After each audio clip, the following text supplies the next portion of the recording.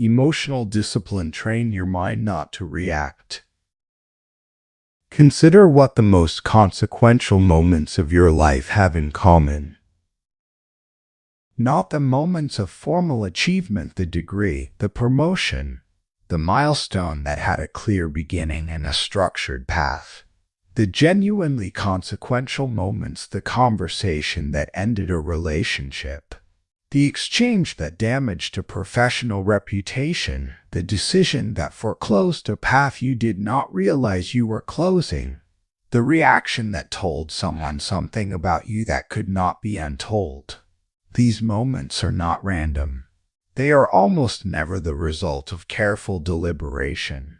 They are almost always the result of the one thing that most intelligent people spend the least time developing: the governance of their own emotional reactions. Most people destroy their lives not through bad decisions made calmly, but through reactions made without a decision at all. The word that came out before the thought, the action taken before the consideration, the behavior that expressed the emotional state without passing through any deliberate filter between the feeling and the expression. The reaction is not chosen, it happens. And what happens without choice produces consequences that must then be managed with enormous effort, or lived with indefinitely. The gap between who most people intend to be and how they actually behave under pressure, provocation, or emotional activation is not a gap of character. It is a gap of training. The person who reacts destructively under provocation is not a worse person than the one who does not. They are an undertrained one. The capacity to receive a provocation, register the emotional activation it produces, and choose a response rather than executing an automatic reaction is a skill. It is buildable, it is trainable, and it is the specific skill that this audiobook develops. 10 chapters, each layer of the architecture that produces the disciplined mind, the mind that receives without reacting, that responds without losing control, that engages with the full intensity of its emotional life without being governed by it. By the end of this audiobook, the relationship between your emotional states and your behavioral outputs will be fundamentally different from what it is now. Not because the emotions will be quieter, because you will be more completely in charge of what they produce. That is the transformation, not the suppression of emotional life. The governance of it, the development, layer by layer, of the internal architecture that puts you between your feelings and your actions and keeps you there, reliably, in the conditions that most consistently and most powerfully try to remove you from that position. Introduction. The discipline nobody teaches. There is a specific gap in the education most people receive. They are taught to manage their external behavior in formal contexts, the manners, the professional norms, the social conventions that govern how people present themselves in structured environments. They are not taught to manage the internal processes that produce the behavior in the unstructured, unpredictable, emotionally charged contexts where the governance matters most. The reaction to the unexpected, the response to the provocation, the behavior that emerges when the emotional activation is high and the deliberate filter is weakest. Emotional discipline is the practice of building that filter, of developing the specific internal architecture that keeps the deliberate mind in the governance position between the emotional state and the behavioral output, in the conditions where the emotional state is most powerfully trying to bypass it. This discipline is not about becoming less emotional. The goal is not the suppression of emotional life or the cultivation of a cold, affect-free internal state that most people would not want even if it were achievable. The goal is a specific and more powerful thing: the development of the capacity to be fully alive emotionally, to feel the anger, the hurt, the excitement, the fear with full intensity while maintaining the position of the one who decides what those feelings produce as behavior. Chapter 1 begins with the examination of what the absence of this discipline costs. Chapter 1: The cost of emotional reactions. Most people destroy their lives through reactions.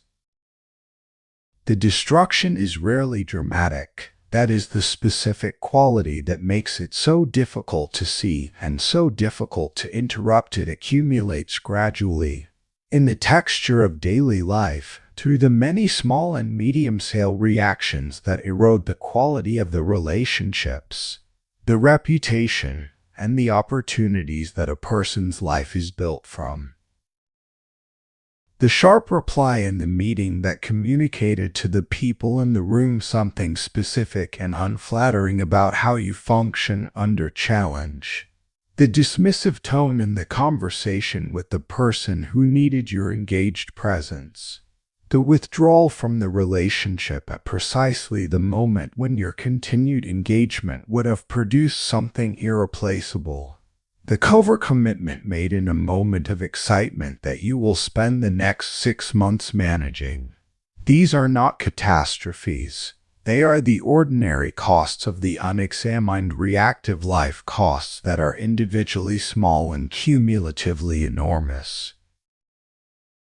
The most significant category of reactive cost is the reputational one. And it is the most significant because it accumulates in others' assessments of you rather than in your own experience of consequences. The person who reacted poorly in the meeting may not feel the full cost of that reaction for months or years until the moment when a decision that bears on their career or their relationships is made by people who were in the room. The reaction is remembered. The pattern of reactions is assessed. The assessment produces conclusions about reliability, maturity, and judgment that are then applied to decisions whose connection to the original reactions is invisible to the person who made them. This temporal distance between reaction and full consequence is one of the primary reasons the cost of reactive behavior is consistently underestimated.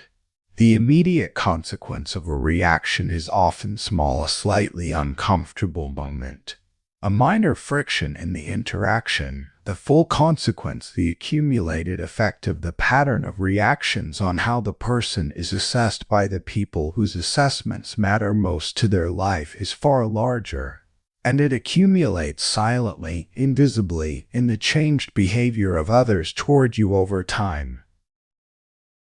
The relationship cost of reactive behavior follows the same accumulation pattern.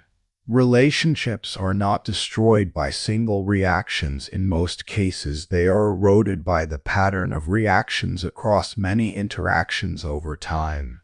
The partner who is repeatedly reactive to certain topics learns, gradually and below the threshold of explicit decision, to avoid those topics. The avoidance is not announced. It is the behavioral adaptation to the pattern of reactions, and it is the cost of the pattern, the gradual shrinking of the relationship's territory to the domains that the reactive person can be trusted not to react in. The opportunity cost of reactive behavior is the third major category, and in some ways the most important one because it is the least visible. Opportunities are rarely lost through a single catastrophic reaction. They are foreclosed through the pattern of reactions that teaches the people who control access to opportunities what kind of person they are dealing with. The investor who observes how a founder reacts to a difficult question. The senior colleague who observes how a junior reacts to critical feedback.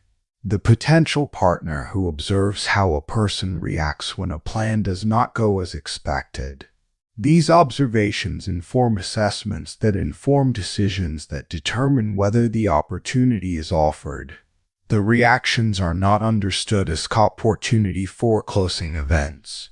They are simply behavior observed, assessed, and used as input into decisions that the reactive person does not know are being made about them.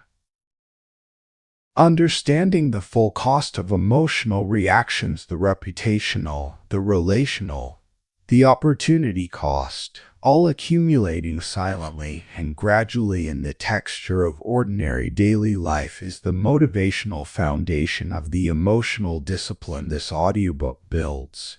Not the dramatic cautionary tale of the single catastrophic reaction, but the quiet, cumulative understanding that the pattern of reactions is producing a life that is somewhat smaller, somewhat more constrained, somewhat less than what the same person with better governed reactions would be producing. The discipline is worth building not because reactions are always wrong, they are not. It is worth building because the disciplined person's reactions are chosen, and the chosen reactions are consistently better calibrated to the actual requirements of the situations they respond to than the unchosen automatic ones. The discipline does not eliminate the emotional engagement with the world. It ensures that the engagement is governed by the deliberate mind rather than by whatever the emotional state is generating at the moment. Most people destroy their lives through reactions. This is not a harsh judgment of the people who react. It is the accurate description of the mechanism through which a large proportion of the costs most people experience are generated.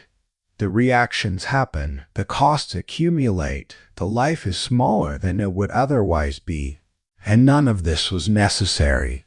Every reaction was a moment in which a different choice was available. Building the capacity to see that moment and make the different choice consistently, reliably in the conditions that most powerfully resist it is the project of this audiobook.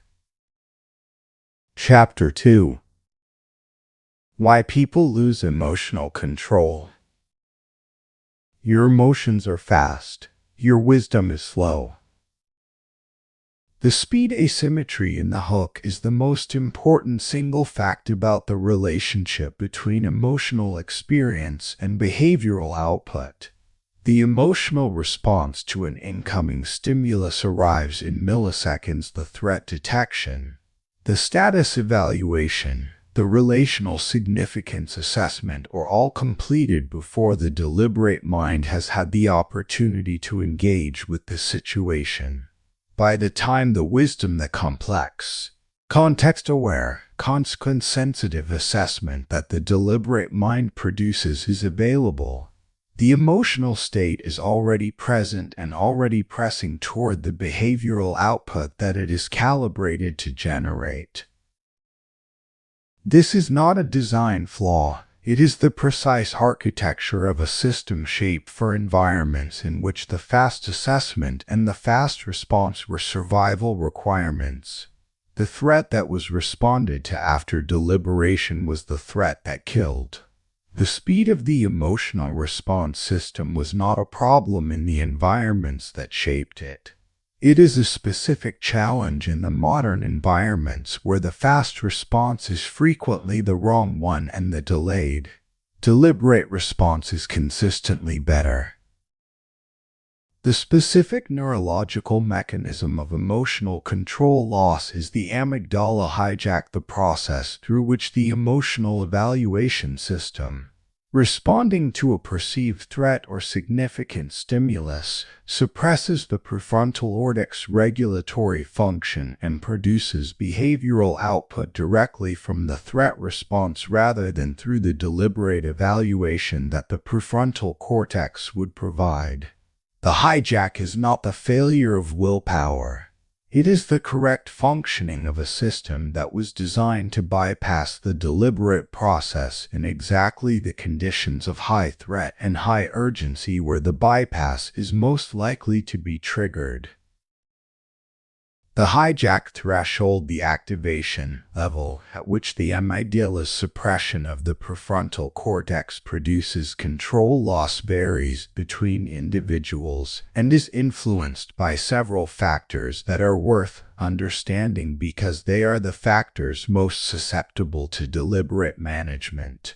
The first is baseline activation level. The person who enters an interaction already at a moderate activation level from other stressors reaches the hijack threshold at a lower provocation level than the person entering at a low baseline activation. Managing the baseline, the chronic stress load, the sleep quality, the accumulated activation from many small stressors is one of the most specific and most underappreciated aspects of emotional control. The second factor is the perceived significance of the stimulus. The amygdala's threat assessment is not calibrated purely to objective danger. It is calibrated to the significance of the stimulus to the person's core concerns, their safety, their status, their identity, their important relationships. Stimuli that are perceived as threatening these core concerns trigger higher activation responses than objectively equivalent stimuli that do not touch the core concerns. The person who loses control in response to criticism of their competence is not overreacting to the objective content of the criticism. They are responding to the perceived threat to a core concern, which is a genuinely higher activation stimulus than it may appear from the outside. The third factor is pattern matching to prior high activation situations. The amygdala's threat assessment is partly driven by the resemblance of the current situation to past situations that produced high activation, regardless of whether the current situation is objectively as threatening as the past ones. The person who has a history of high activation exchanges in certain types of relationships or situations enters those relationship types and situation types with a pre-activated baseline. Because the pattern match to the high activation history begins before the current interaction has produced any objectively threatening content. Understanding these three factors changes the approach to emotional control from the reactive management of control loss after it has begun to the proactive management of the conditions that determine when it will occur. Managing the baseline activation level reduces the probability of reaching the hijack threshold before the deliberate mind has had the opportunity to engage. Understanding which stimuli touch core concerns allows the development of specific anticipatory regulation for those specific categories. And recognizing the pattern matching to high activation histories allows the deliberate override of the pre-activated baseline that the pattern match produces. Your emotions are fast, your wisdom is slow.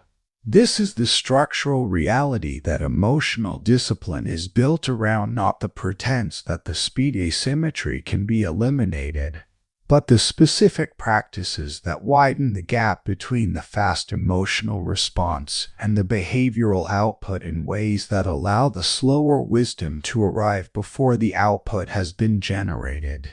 The discipline does not make the emotion slower. It makes the path from emotion to behavior longer, long enough for the deliberate mind to occupy the governing position between the two. Building this longer path is the project of the next 8 chapters. It begins in Chapter 3 with the specific trap that the speed asymmetry sets and how the trap works in the moment to produce the reactive behavior that the person who is caught in it would not have chosen if they had chosen at all. Chapter 3. The Reaction Trap. The moment you react, you lose control. The reaction trap is a specific social and psychological structure that produces the reactive behavioral output reliably. in a wide range of situations through the mechanism of appearing to require it. The trap does not force the reaction. It presents the reaction as necessary as the appropriate, even morally required response to the situation, while simultaneously removing the experience of choice from the moment of response. The trap has a specific anatomy that is worth understanding in detail, because the understanding of the anatomy is the prerequisite for recognizing the trap in the moment of being in it, which is the prerequisite for choosing differently from within it. The first element of the trap is the triggering input, the statement, behavior, or situation that activates the emotional response.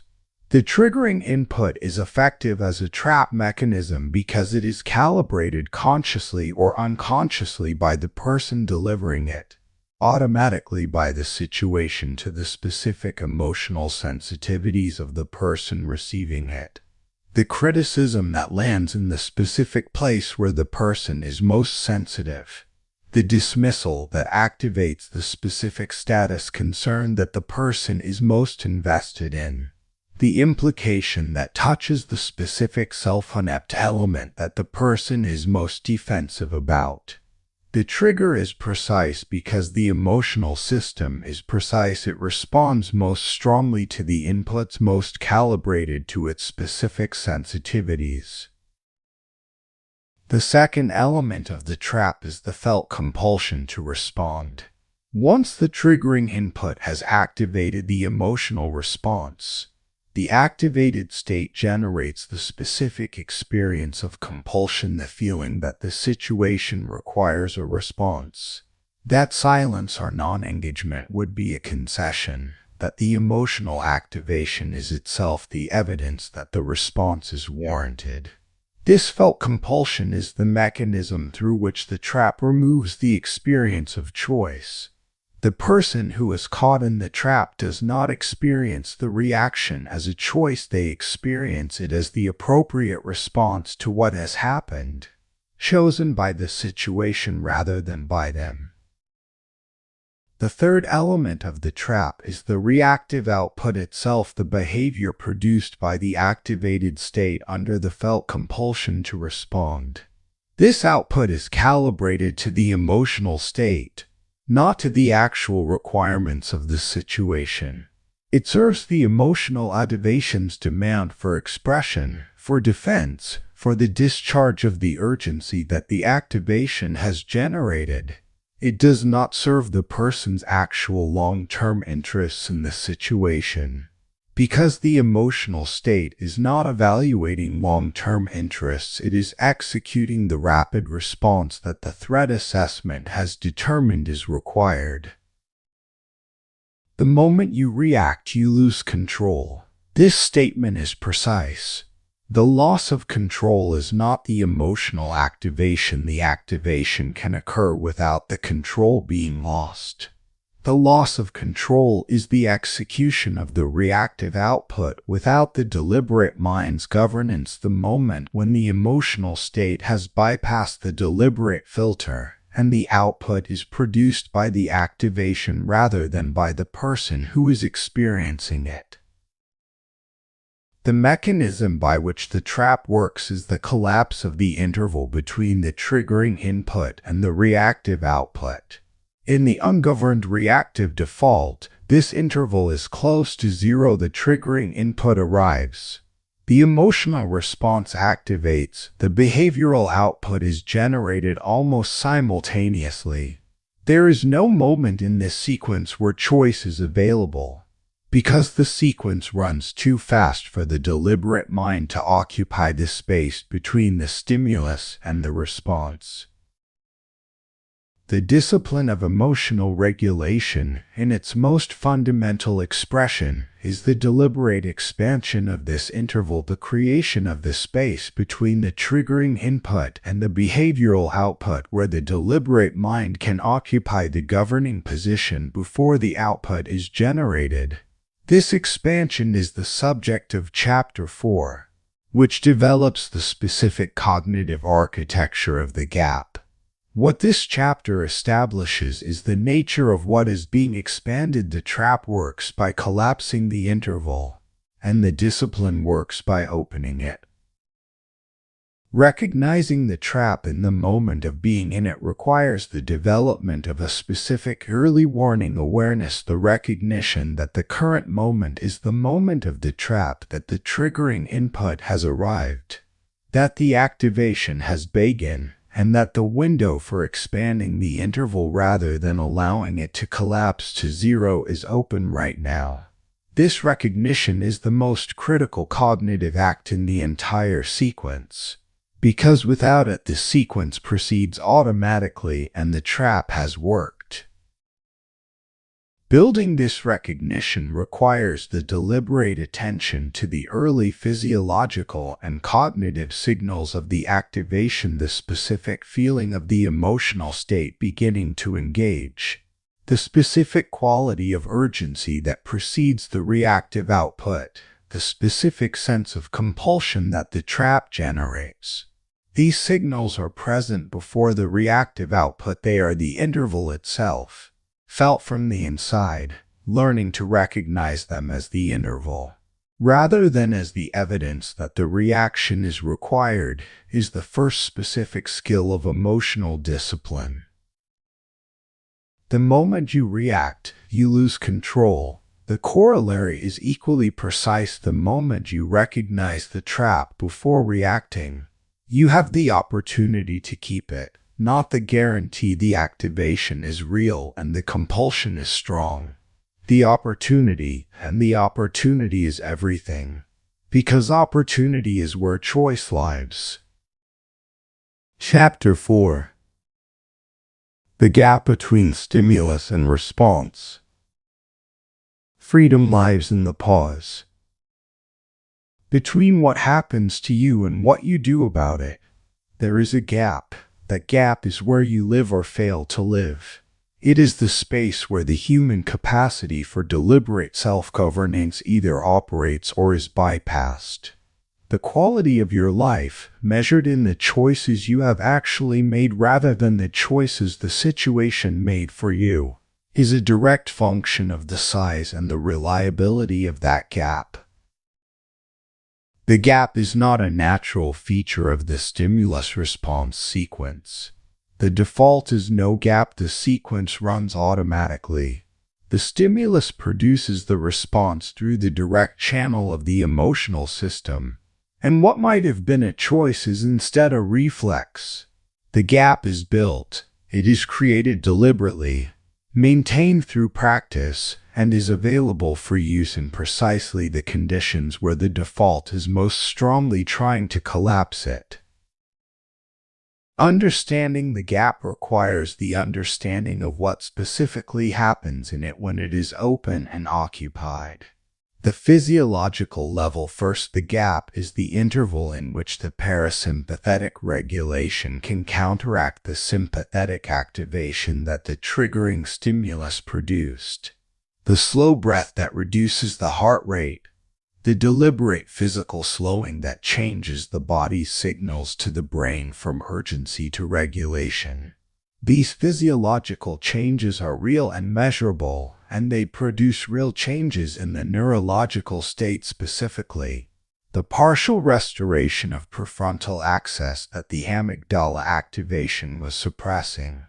The gap, held physiologically, is the interval in which the brain's operating state improves toward the condition that deliberate governance requires.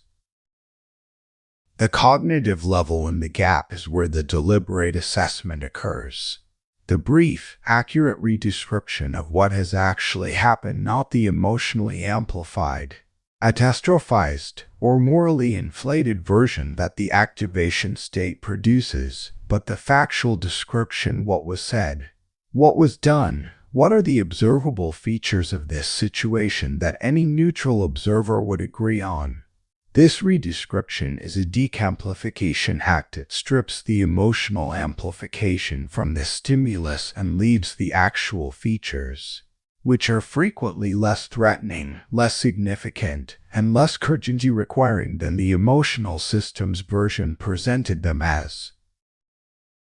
The option assessment level follows what are the available responses to the actual situation, as the decamplified redescription has presented it, not just the reactive output that the activation state is driving toward the full range of available responses, including the ones that the urgency of the activation state is not naturally generating.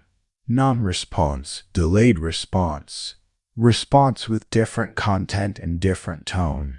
The range of available responses is almost always wider than the activation state's narrow focus on the reactive output allows. The gap is where the full range becomes visible. Freedom lies in the pause. This is not a metaphor. It is the description of the specific cognitive and behavioral freedom that the gap provides. The freedom to choose rather than to execute. The freedom to respond to the actual situation rather than to the emotional amplification of it. The freedom to select from the full range of available responses rather than from the single option the activation state is generating. These are specific, practical freedoms that exist only in the gap and nowhere else in the stimulus-response sequence. Building the gap as a reliable architectural feature of the stimulus-response sequence, not an occasional intervention, but a structural part of how the sequence operates, requires the consistent practice of the gap in the ordinary, low-intensity situations of daily life, the mild frustration that becomes the training ground for the physiological regulation. The minor provocation that becomes the practice session for the redescription. The small social pressure that becomes the exercise for the option assessment.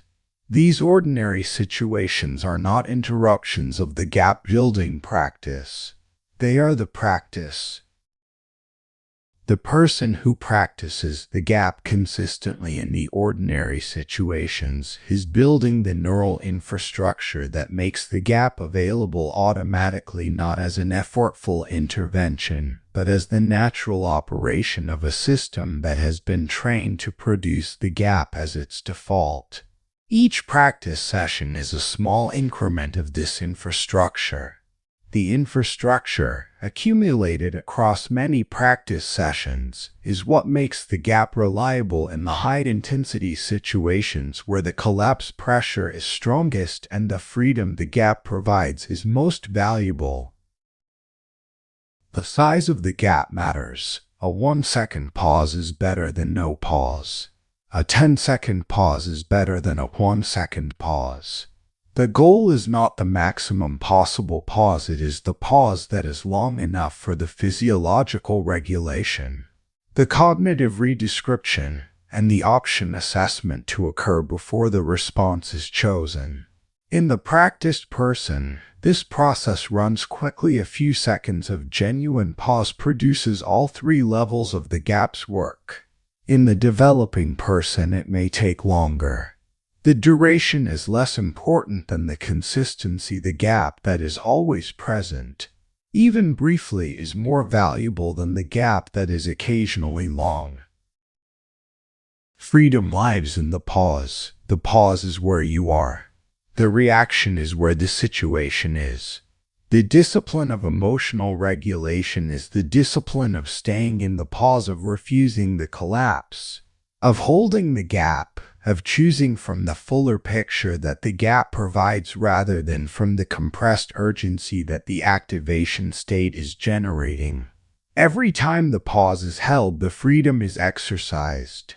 Every time the freedom is exercised, the capacity to hold the pause grows. The discipline builds itself through its own use. Chapter 5. Emotional triggers. Your triggers control you more than your intentions do. A trigger is not simply something that produces an emotional response. Everything produces emotional responses. That is the normal functioning of the emotional system as it continuously evaluates the incoming stream of experience for significance. A trigger, in the specific sense that matters for emotional discipline, is the specific input that bypasses the deliberate filter and produces the reactive behavioral output that collapses the gap, activates the compulsion, and executes the reaction before the deliberate mind has had the opportunity to govern the sequence. The distinction between the emotional response and the trigger is the difference between feeling something and reacting to it. The disciplined person feels the full range of emotional responses that their life produces. They are not suppressing their emotional experience. What they have is the relationship to those responses in which the feeling does not automatically become the behavior. The trigger is the specific category of emotional input that the ungoverned reactive default executes on that goes directly from feeling to behavior without passing through the deliberate mind. Your triggers control you more than your intentions do. This statement is worth sitting with. The intentions, the genuine commitments to behave in certain ways, to be a certain kind of person, to handle certain types of situations in certain ways are real. The triggers are also real. And when the two are in conflict, when the triggering input arrives and the activation begins, the trigger almost always wins over the intention unless the gap architecture described in Chapter 4 is reliably in place. The mechanism is the speed asymmetry from Chapter 2. The trigger fires fast. The intention is slow. By the time the intention has been accessed, the deliberate recall of the commitment to handle this type of situation differently, the trigger has already begun the sequence that produces the reactive output. The intention arrives in time to be regretted, not in time to govern. Trigger mapping is the specific practice of identifying, with operational precision, the specific inputs that reliably produce the reactive output in you as an individual, not in people in general. Not in people with similar histories, but in you, with your specific sensitivities, your specific self-connect investments, your specific historical high activation situations. The map is personal. General knowledge of how triggers work is necessary but insufficient. Operational knowledge of your specific triggers is what allows the anticipatory regulation that prevents the collapse. The trigger map is built through honest retrospective examination of past reactive instances. Not the dramatic blow-ups, those are memorable but unrepresentative. The ordinary reactive moments, the sharp reply in the professional context, the defensive withdrawal in the relationship context, the impulsive commitment or rejection in the decision context. These ordinary instances share a common structure, a specific type of input arrived, a specific emotional state activated, a specific behavioral output was produced without passing through deliberate governance. The input type is the trigger.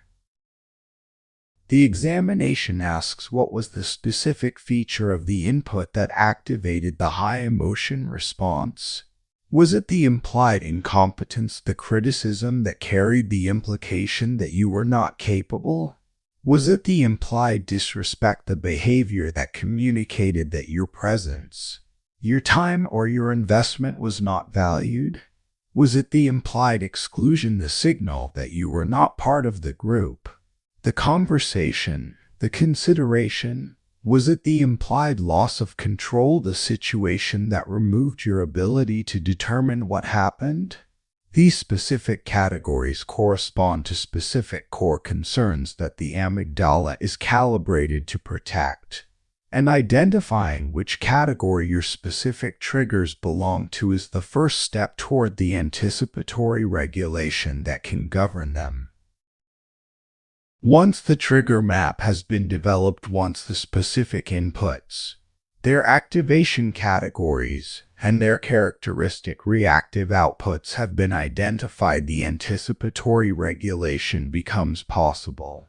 The anticipatory regulation is the deliberate preparation for the specific situations and interactions where the identified triggers are most likely to be present.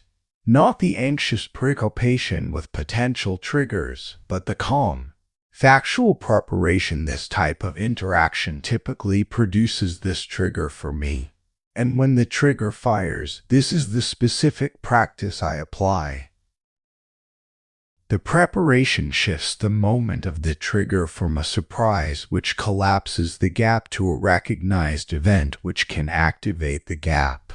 The recognized trigger is not less activating than the surprising one. The activation is the same. What is different is the relationship to the activation. The person who has recognized the trigger knows that they are in the gap moment, that the pause is available, that the freedom the pause provides is open right now. The person for whom the trigger was a surprise does not have this knowledge in time to use it. Your triggers control you more than your intentions do until the triggers are mapped, understood, and prepared for with the specific practices that interrupt the automatic sequence they are designed to initiate. After that preparation, the triggers still fire. The activation still begins. The compulsion is still present. But the gap is also present, held open by the recognition and the preparation. And the freedom the gap provides is the one thing the trigger cannot take from the person who has built it. Chapter 6. The discipline of not responding. Powerful people do not react immediately. Non-response is a form of action. This is the specific cognitive reframe that the discipline of not responding requires. And it is worth establishing firmly before anything else in this chapter is developed, because the cultural norm against it is strong, and the reframe is the prerequisite for implementing the discipline in the social contexts where it is most needed. The cultural norm is toward response. Silence is awkward. Non-response to a challenge is weakness. The delay before responding signals hesitation, uncertainty, or the absence of the confident readiness that authority is supposed to project. These norms are deeply embedded in most people's social conditioning, and they operate powerfully in the moments when the discipline of non-response is most valuable. The high activation, high-stakes moments when the immediate response feels most urgently required. The reframe that the discipline requires is the specific understanding that the non-response, the delayed response, and the chosen silence are not the absence of action. They are the specific action of preserving the deliberate mind's governance of the sequence, of refusing to allow the activation state to produce the output before the deliberate assessment has been completed. The non-response is the exercise of the gap. The silence is the manifestation of the freedom that the gap provides. The delay is the space in which the wisdom that arrives slowly is given the time it needs. Powerful people do not react immediately. The power in this statement is not the power of social dominance or positional authority. It is the specific power of the person who is not governed by the immediate activation, whose behavior is determined by their deliberate assessment rather than by whatever the emotional state is generating in response to the immediate stimulus. This power is observed by others, even when it is not explicitly analyzed. The person who does not react immediately communicates, through that non-creation, a specific quality that they are not available to be moved by whatever input the situation is producing, that their behavior is governed from the inside rather than driven from the outside. The discipline of not responding has specific applications that are worth developing individually, because each applies the same principle in a different context with somewhat different mechanisms. The application to provocation is the most commonly needed and the most immediately recognizable. Someone says something designed deliberately or unconsciously to produce a specific emotional response in you. The provocative comment, the loaded implication, the pointed challenge to your competence, your position or your worth. The norm says to respond. The discipline says to recognize the provocation as the trap described in Chapter 3, and to make the deliberate non-response that denies the trap its completion. The provocation requires the reaction to achieve its purpose. The non-response denies the purpose. The provocation without a reaction is not a successful provocation.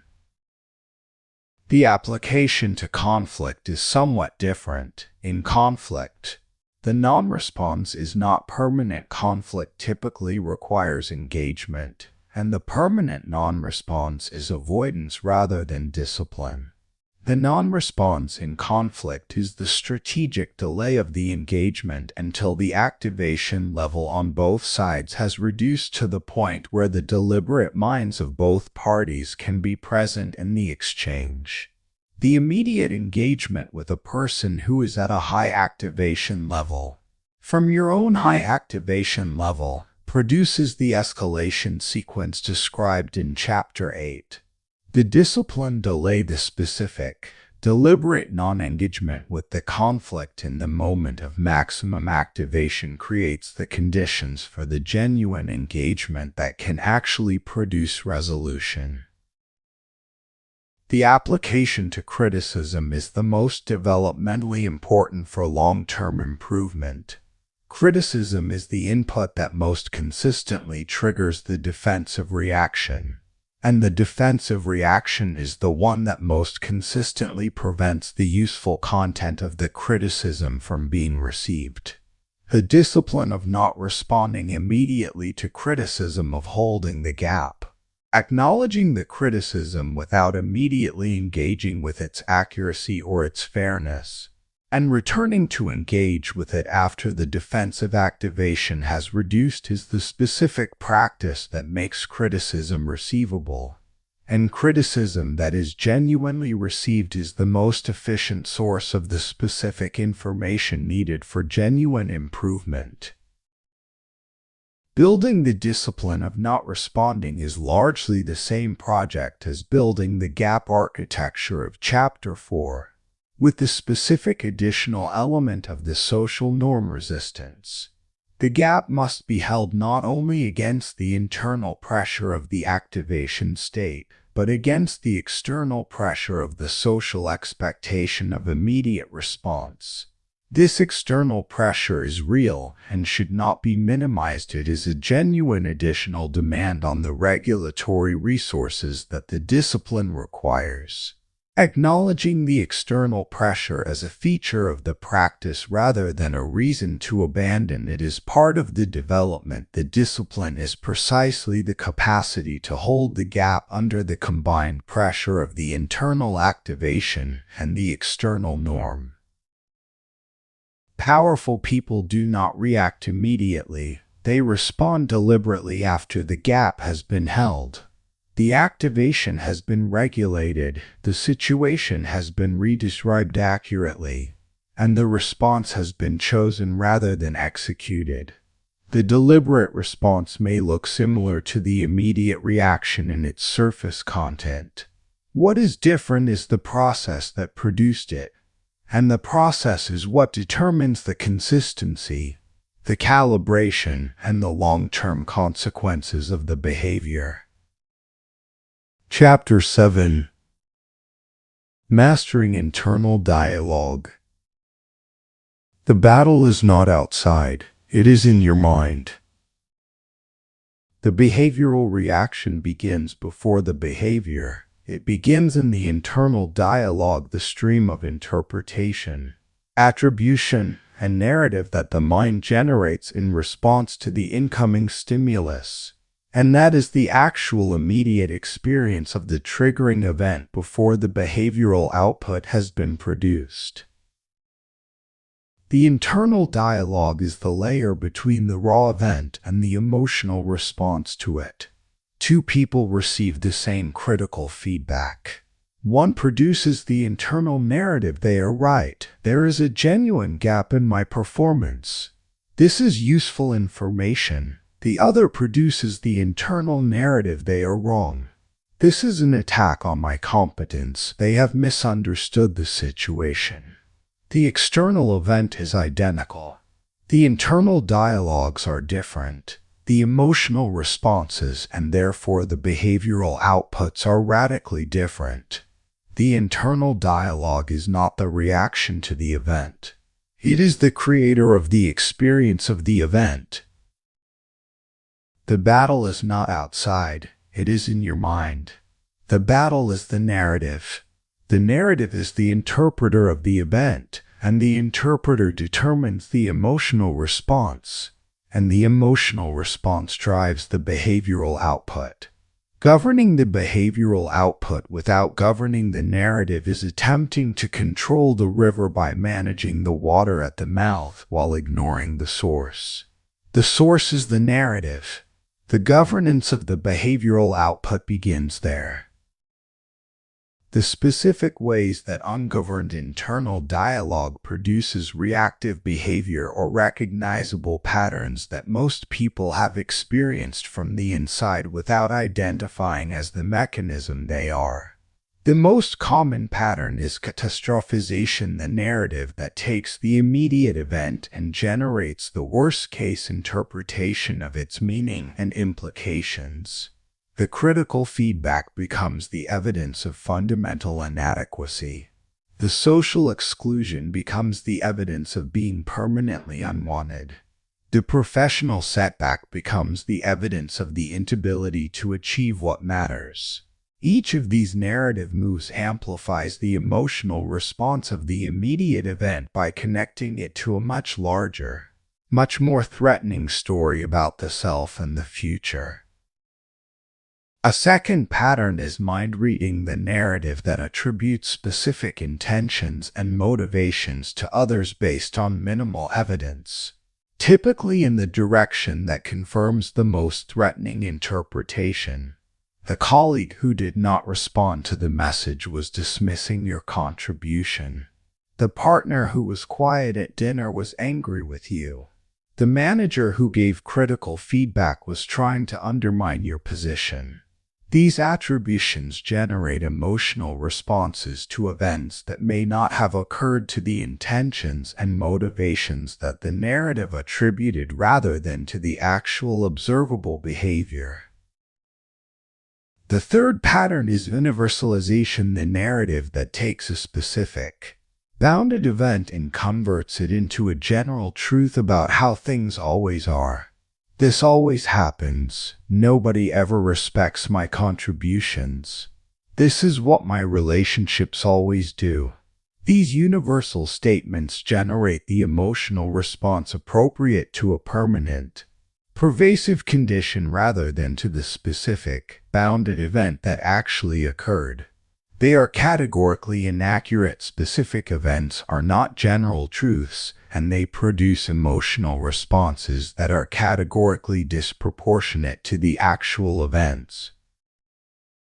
Mastering internal dialogue requires the deliberate examination and modification of these narrative patterns in the moment they are operating while the event is being processed and before the emotional response has fully activated. The examination practice asks a specific set of questions about the narrative the mind is generating. Is this interpretation the only possible one? What evidence would I need to confirm it? And do I actually have that evidence? What is the most accurate, least amplified description of what has actually occurred? And what would I say to someone else who had just generated this narrative about a similar event? The last question is particularly useful because the narrative that feels entirely obvious from inside the situation often appears significantly distorted when it is articulated to a neutral observer or when the question asks you to take the neutral observer's position on your own narrative. The catastrophization that feels like accurate assessment from inside the activation reveals itself as amplification when viewed from the outside. The mind reading that feels like the obvious interpretation of the evidence reveals itself as one of several equally possible interpretations when the neutral observer's view is deliberately adopted. The mastery of internal dialogue is the mastery of the narrative layer, the development of the habit of examining the narrative rather than accepting it, of questioning the interpretations rather than executing on them, of choosing the most accurate description of the actual event rather than the most amplified version that the activation state generates. This mastery does not make the emotional experience less intense. The genuine emotional response to genuine events is not the target. It makes the narrative that amplifies the experience beyond the actual event into a deliberate choice rather than an automatic operation. The battle is in your mind. The specific battle is between the automatic narrative and the deliberate one, between the interpretation that the activation state generates and the interpretation that the examined, questioned, most orate assessment produces. The person who has developed the habit of the deliberate examination is not fighting the battle from scratch each time it occurs. They are applying the practice skill of narrative governance to the stream of events that daily life produces. The practice is the skill, and the skill is what transforms the battle from the overwhelming surprise of the ungoverned automatic narrative into the managed, if challenging, daily exercise of the governed one. Chapter 8: Emotional Intelligence in Conflict. Control yourself before trying to control the situation. Conflict is the laboratory of emotional discipline. It is the environment in which all of the practices developed in the preceding chapters are tested most severely and demonstrated most clearly, both their presence and their absence. The specific challenge of conflict for emotional discipline is the reciprocal activation dynamic. The other party's emotional activation is one of the most powerful triggers for your own, and your activation is one of the most powerful triggers for theirs. Each escalation from one side drives escalation from the other. The reciprocal dynamic does not require either party to intend escalation. It is the automatic operation of the emotional contagion and the pattern-matching threat response that each party's activation produces in the other. The conflict escalates because the activation escalates, and the activation escalates because the conflict is producing reciprocal amplification of both parties' emotional responses. Control yourself before trying to control the situation. The wisdom in this statement is specifically about the sequence. The self-regulation is prior to the situational engagement. Not because the situational engagement is unimportant. Conflict resolution requires the genuine engagement with the substantive issues, but because the quality of the situational engagement is entirely determined by the internal state from which it is conducted. The conflict engagement from a fully activated, unregulated internal state is the escalation-producing reciprocal dynamic described above. The conflict engagement from a partially regulated internal state is the quality engagement that can actually produce resolution. The specific practices of emotional intelligence in conflict build on all the preceding chapters and integrate them into the specific challenge of the conflict context. The gap practice of Chapter 4 is the most foundational in conflict. The gap between the other party's activation and your response to it is the single most important determinant of whether the conflict escalates or de-escalates. The person who holds the gap, who does not immediately reciprocate the activation, who delays the response until the regulation has partially reduced the activation, is the person who breaks the reciprocal escalation dynamic. The person who immediately reciprocates is the person who perpetuates it. The internal dialogue mastery of Chapter 7 is the second most critical practice in conflict. The internal narrative that conflict generates is characteristically more amplified, more adversarially framed, and more resistant to accurate examination than the narratives generated in non-conflict contexts. The other party's position becomes more extreme in the narrative than it is in reality. Their intentions become more hostile. Their understanding of the situation becomes more distorted, and the narrative's accuracy decreases in proportion to the activation level driving it. The deliberate examination of the conflict narrative, the specific questioning of the attribution of intentions, the specific testing of the catastrophized interpretation, the specific search for the most accurate description of what the other party actually said and actually meant, is the practice that keeps the conflict engagement grounded in the actual situation rather than in the emotionally amplified version the narrative has constructed.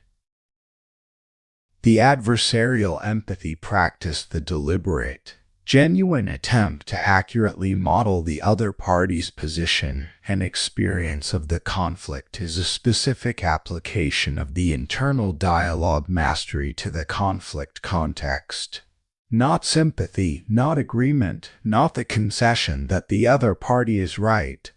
The accurate modeling of where they are, what they believe, what they are experiencing, what they need from the resolution, the model that is built from their actual observable behavior and statements rather than from the conflict narrative's amplified attribution. The adversarial empathy model is one of the most powerful tools available in conflict precisely because it is so rarely deployed. Most people in conflict are using the conflict narrative's model of the other party, the hostile, extreme, deliberately difficult version that the activation state constructs.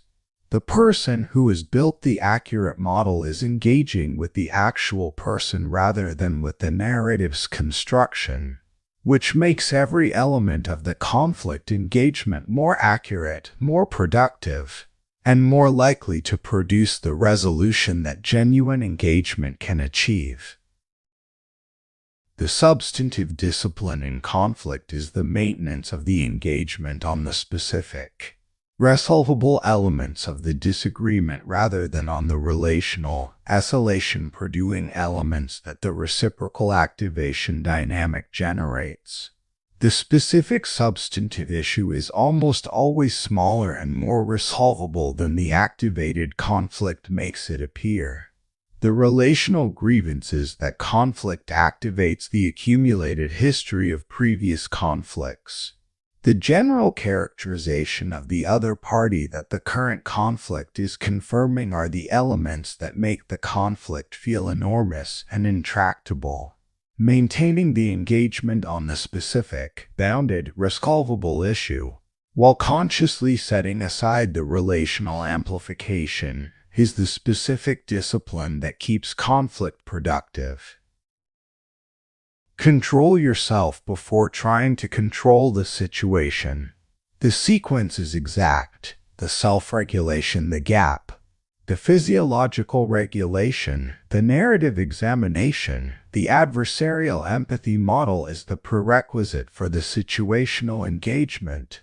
When the self-regulation has been achieved to a sufficient degree, the situational engagement is possible from the cognitive quality that genuine resolution requires. before it has been achieved. The situational engagement is the escalation sequence dressed as conflict resolution.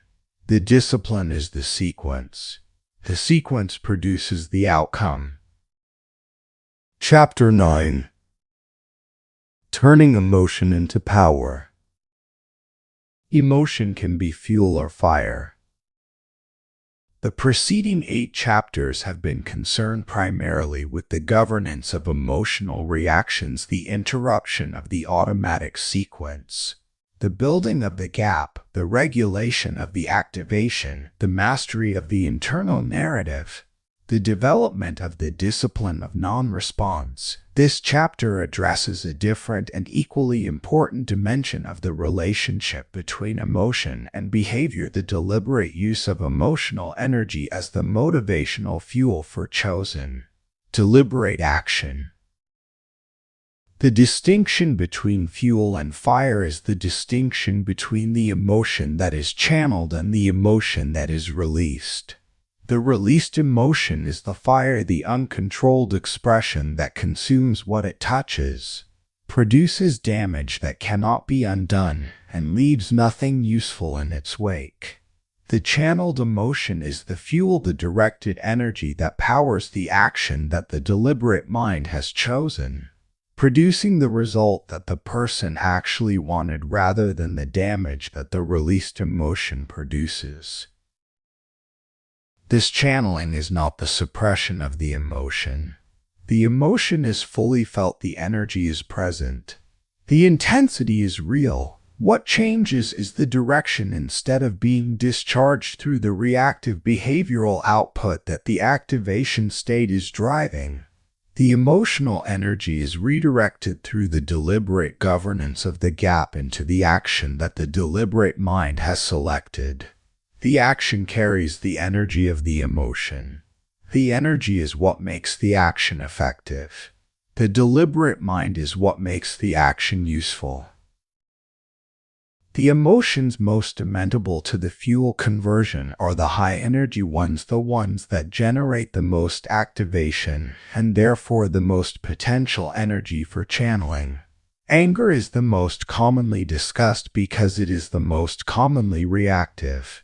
But it is also, when channeled through the gap rather than discharged through the reactive output, the most consistently powerful motivational fuel available. The anger that is channeled into the disciplined, sustained effort to change the situation that produced it is one of the most productive emotional states available. The anger that is discharged through the reactive output is one of the most destructive. The channeling of anger requires the specific practice of holding the energy while redirecting its application. The gap is held, the activation is not immediately discharged. In the gap, the deliberate mind assesses what is the actual situation and what would actually change it in the direction that matters.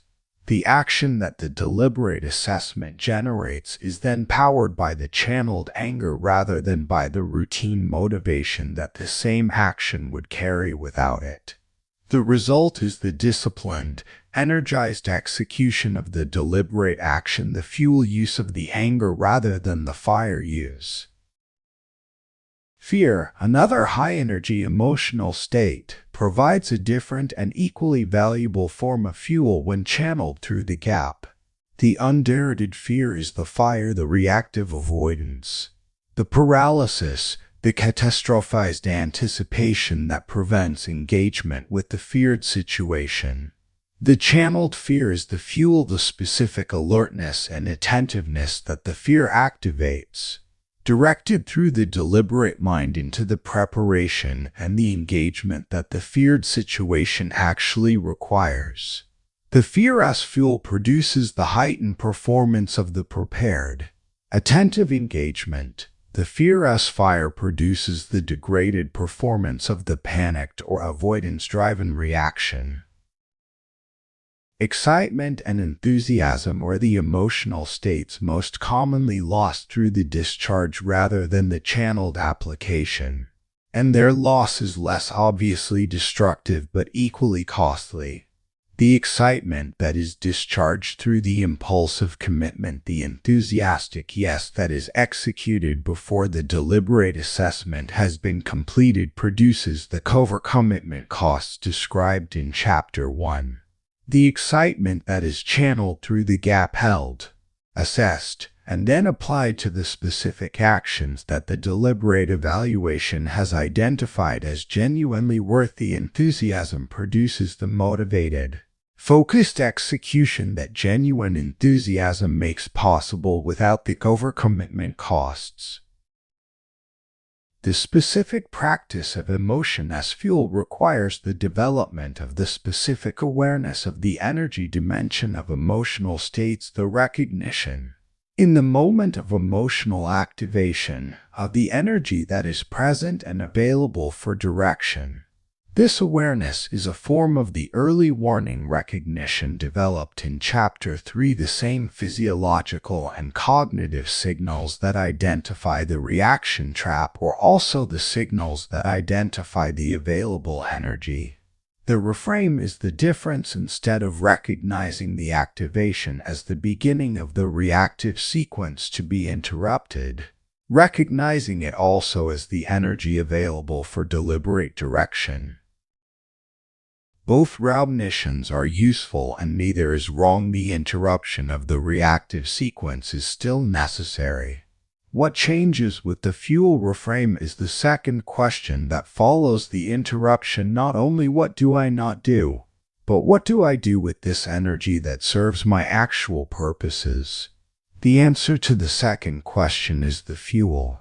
The discipline of finding and executing it rather than simply not discharging the energy is the specific practice of turning emotion into power. Emotion can be fuel or fire. The difference is the gap and the direction. The fire is the emotion discharged through the reactive output, without the gap, without the direction, producing heat and damage where the same energy could have produced light and power. The fuel is the same emotion held through the gap, assessed, and directed through the deliberate mind into the specific action that the person actually wants to produce. The energy is identical. The outcome is entirely different. The gap, one more time, is where the difference is made. Chapter 10. The mind that cannot be provoked. True power is emotional independence. The mind that cannot be provoked is not the mind that feels nothing. It is the mind that has built the specific independence from external emotional governance that allows the full intensity of emotional experience without the external inputs that produce that experience controlling the behavior of the person who is having it. Emotional independence is the specific quality of the developed mind that this audiobook has been building toward. Not the emotional flatness of the suppressed life.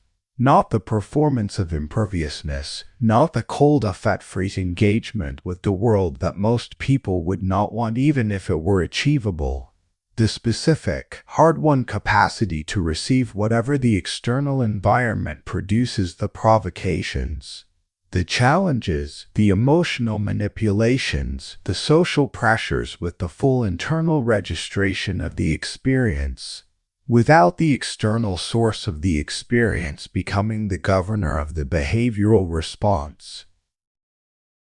True power is emotional independence. The power here is specific. It is the power of the person whose behavior is governed from the inside rather than driven from the outside. The person whose reactions are not available to be reliably produced by whoever knows their triggers. The person whose emotional state is not primarily determined by the most recent strong stimulus from the external environment.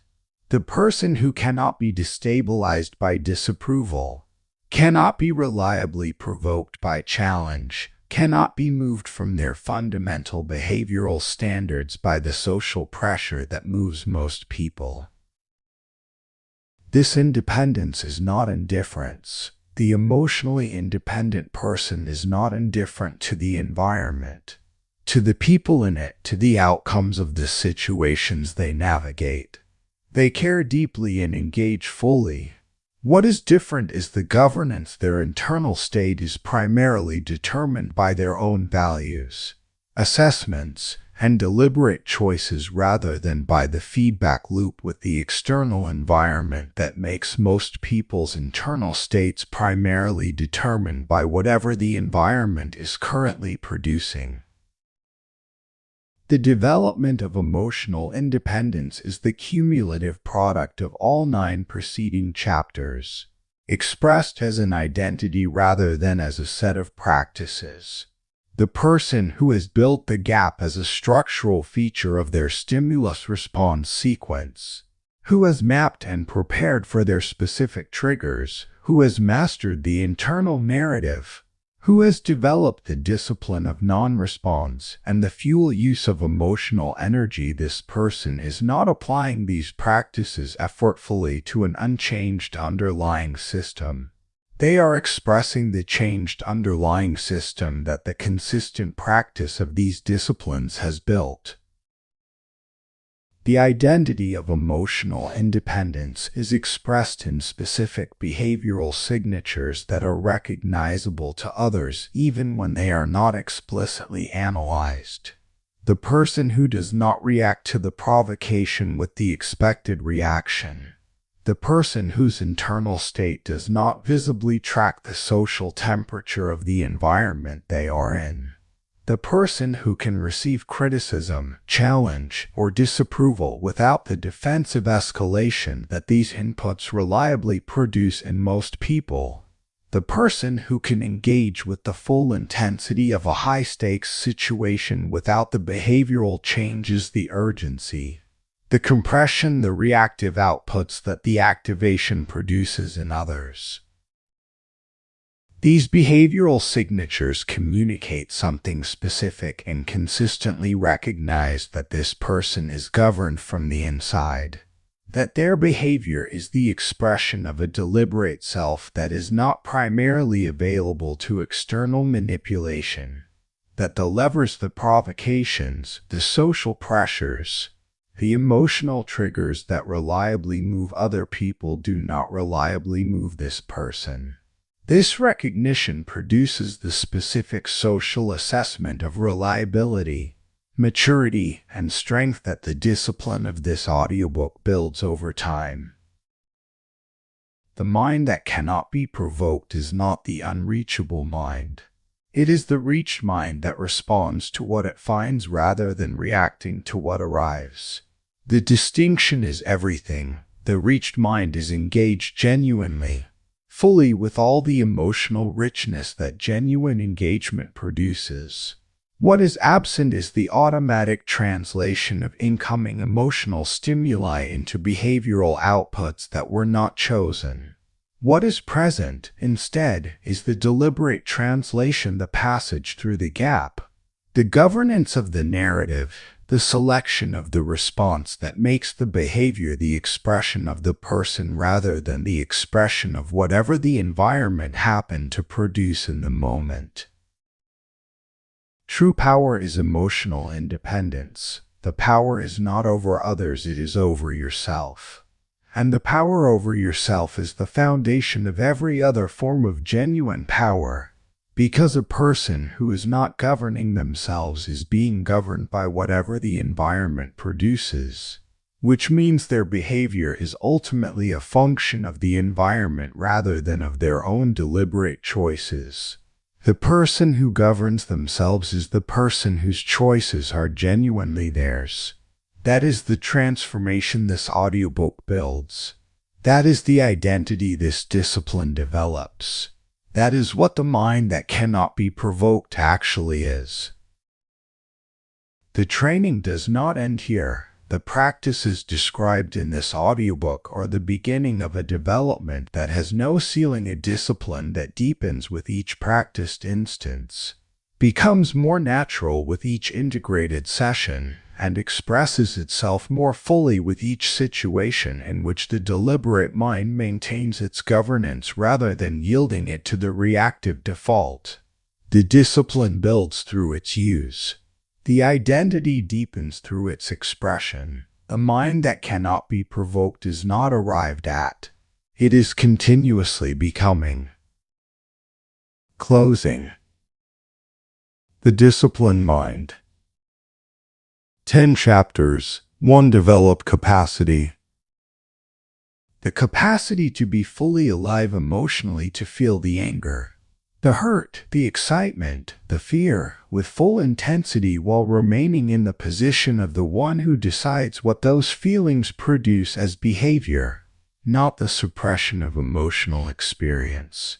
The governance of it, the built, practiced, continuously deepening discipline of the gap between the stimulus and the response, occupied reliably by the deliberate mind rather than bypassed automatically by the reactive default. Chapter 1, named The Cost: the life that is smaller, more constrained, more burdened by the accumulated consequences of unwholesome reactions. Not the dramatic destruction of the single catastrophic moment, but the quiet, consistent erosion of the reputational, relational, and opportunity dimensions of the life through the pattern of automatic reactive behavior that most people never examine because it never looks, in any single instance, like the significant thing it cumulatively is. Chapter 2, map the mechanism, the speed asymmetry between the fast emotional response and the slow wisdom, and the neurological basis of the emotional hijack that the speed asymmetry enables. The amygdala prefrontal trade-off, the 3 factors that determine the hijack threshold, and the specific implication for discipline, managing the conditions that determine when the hijack occurs rather than only managing the hijack after it has begun. Chapter 3, named The Trap, the specific social and psychological structure that presents the reaction as required while removing the experience of choice. The triggering input calibrated to specific sensitivities. The felt compulsion that bypasses the deliberate filter.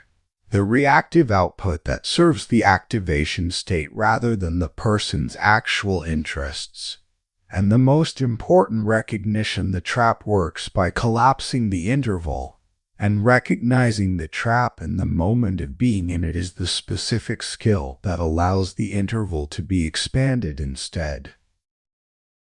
Chapter 4, built the gap, the interval between the stimulus and the response where freedom lives. The physiological level, the regulation that restores prefrontal access. The cognitive level, the redescription that strips the emotional amplification. The option assessment level, the recovery of the full range of available responses that the activation state was suppressing. And the practice methodology, the consistent application of the gap in the ordinary low-intensity situations of daily life, building the neural infrastructure that makes the gap available automatically in the high-intensity ones. Chapter 5, develop trigger mapping, the specific, personal, operational identification of the inputs that reliably collapse the gap, the specific categories of stimulus that bypass the deliberate filter and execute the reactive output without governance. The retrospective examination that builds the map. The core causal categories that organize the triggers. And the anticipatory regulation that the map enables, the shift from surprise which collapses the gap to recognition which can activate it. Chapter 6, built the discipline of non-response, the specific reframe of deliberate non-creation as action rather than absence. And the resistance to the cultural norm against silence and delay that the social pressure of high activation situations consistently produces. The application to provocation, to conflict, and to criticism, the three most common contexts where the discipline of non-response is most needed and most difficult to maintain. Chapter 7. Develop the mastery of internal dialogue, the governance of the narrative layer between the raw event and the emotional response to it. The three distortion patterns: catastrophization, mind reading, and universalization, and the examination practice that corrects them. The specific questioning of the narrative: is this interpretation the only possible one? What evidence would confirm it? What is the most accurate, least amplified description of what actually occurred? Chapter 8. Applied the full architecture to conflict, the laboratory of emotional discipline. The reciprocal activation dynamic that escalation depends on. The sequencing principle: control yourself before trying to control the situation. The adversarial empathy model as the specific conflict practice that keeps the engagement grounded in the actual person rather than the narrative's construction. And the substantive discipline of maintaining engagement on the specific, resolvable issue rather than the relational amplification that conflict activates. Chapter 9. Turn the architecture in the other direction, from the governance of reactive behavior to the deliberate channeling of emotional energy as fuel for chosen action. Emotion as fire versus emotion as fuel, the difference being the gap and the direction. The fuel use of anger, fear, and excitement as the powered execution of deliberate actions rather than the damaging discharge of activated energy.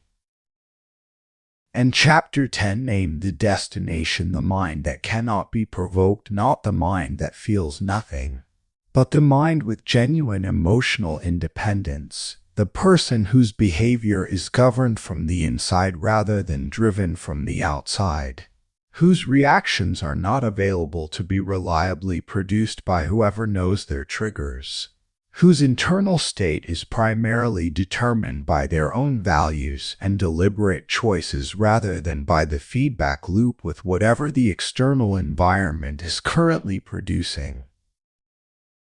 The discipline does not end. It deepens. Each practiced instance of the gap strengthens the infrastructure that makes it more reliable. Each map trigger becomes more manageable. Each mastered narrative distortion becomes more quickly recognized. Each exercise of the non-response discipline makes the next one less effortful.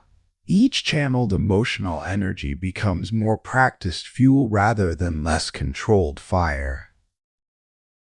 The mind that cannot be provoked is not an achievement.